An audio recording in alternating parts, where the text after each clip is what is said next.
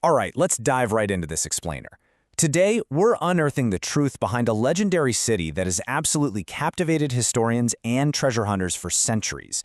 We're talking about Sigil Massa, the African El Dorado. For over a millennium, this remote outpost was the crucial bridge between the Mediterranean and Africa.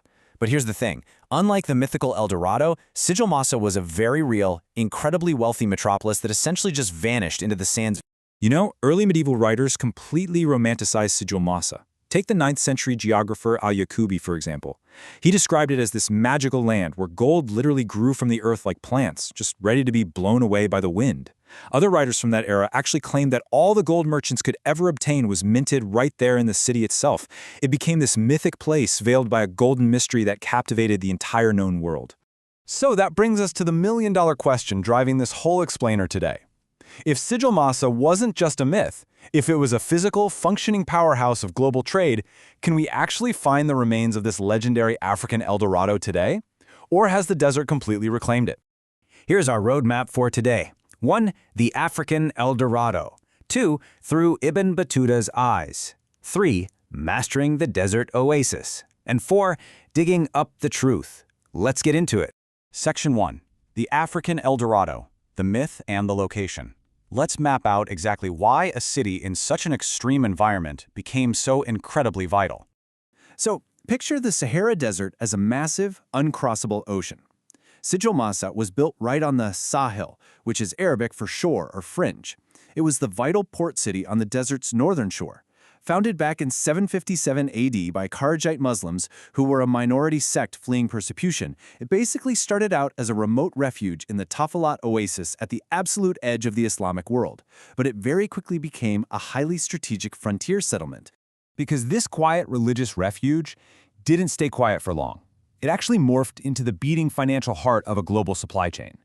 Sigil Massa became the critical node connecting the gold-rich lands of West Africa to the desperate economies of the Mediterranean and Europe. This economic engine was so powerful, in fact, that Sigil Massa gold literally funded early European expansion and helped fuel the economies of Iberian kingdoms. That is a massive global footprint. Moving on to Section 2. Through Ibn Battuta's eyes, 14th century glory. Let's look at the city at its absolute peak.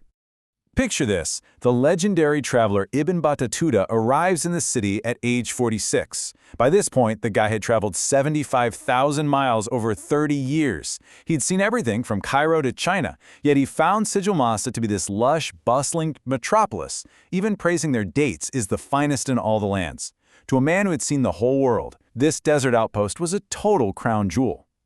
And what a city it was. The central walled city stretched out for 8 kilometers in an S shape along the river, passing through magnificent structures like the Bab Fez with its intricate scalloped arches.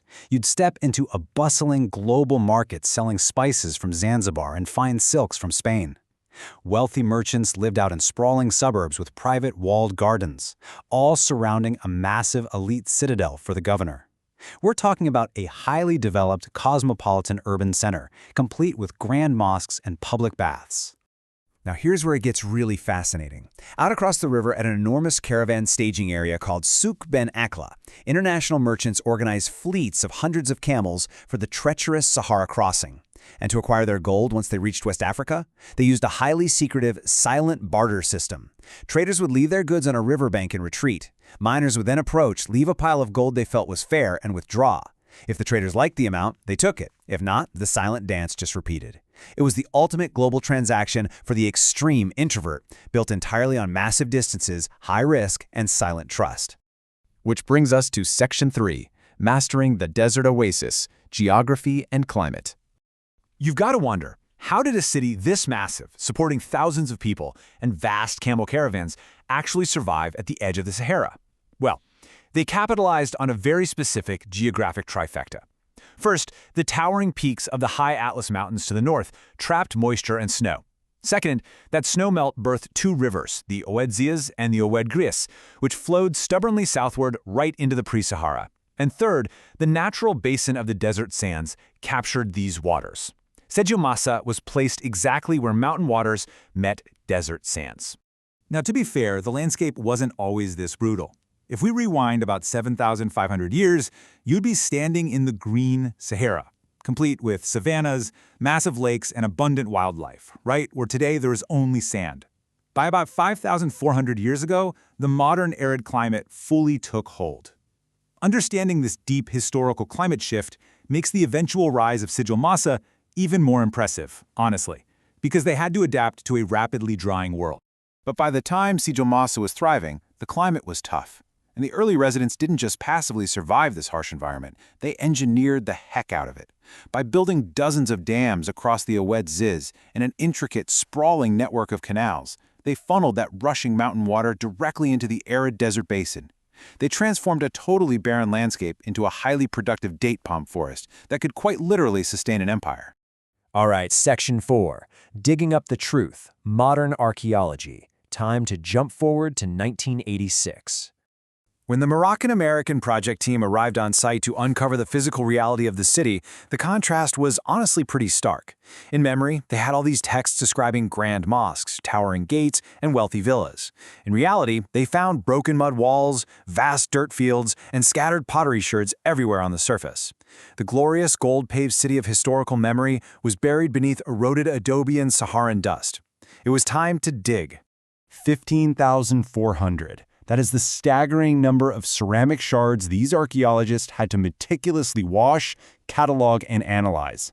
By studying the changing shapes and styles of everyday pottery over time, they were able to piece together a functional, time-sensitive timeline of the entire city. It's like a giant puzzle. And just to find all those sherds, it took 65 individual excavation units. This definitely wasn't some quick weekend dig. It was a grueling 10-year period of intensive labor, sifting through the earth under the burning Moroccan sun, just to finally map the true footprint of this lost metropolis. But the ultimate payoff of all that digging was found in the stratigraphy. The layers of history stacked up in the dirt. Digging deeper literally meant going back in time. From the modern Alawite dynasty on the surface, down through the Marinid era of Ibn Battuta, deeper into the Imperial Almoravid days, all the way down to the foundational pre-Almoravid dirt. By reading these layers, the team could watch the city evolve from an early religious refuge straight into a massive imperial powerhouse. What they ultimately uncovered were three distinct zones. Right in the central core, the heartbeat of the city, they unearthed the Grand Mosque, the Governor's Citadel, and the dense central market. The suburbs revealed wealthy freestanding villas with their own private, localized canals. And finally, far out at Souk Ben Akla, they found the massive caravan staging area, complete with immense, smooth riverstones that were used to pound date pits into camel feed. It was a meticulously organized society, built perfectly to accommodate both elite residents and massive international trading fleets. So ultimately, the dirt proved the old text right. The 11th century writer al-Bakri actually called Sigil Massa the last civilized place. And honestly, he hit the nail on the head. For over 1,000 years, it stood as a miraculous triumph of human engineering, trade, and sheer resilience. It truly was an incredible bridge of civilization, connecting the wealth of Africa with the markets of the Mediterranean. As we wrap up this explainer, I want to leave you with this to chew on. We just spent the last few minutes uncovering an entire global metropolis of gold that was completely swallowed by the Saharan sands. History is incredibly fragile, isn't it? The very ground we walk on is hiding countless untold stories, just waiting for someone to start digging. Thanks for joining me, and keep questioning what lies beneath the surface.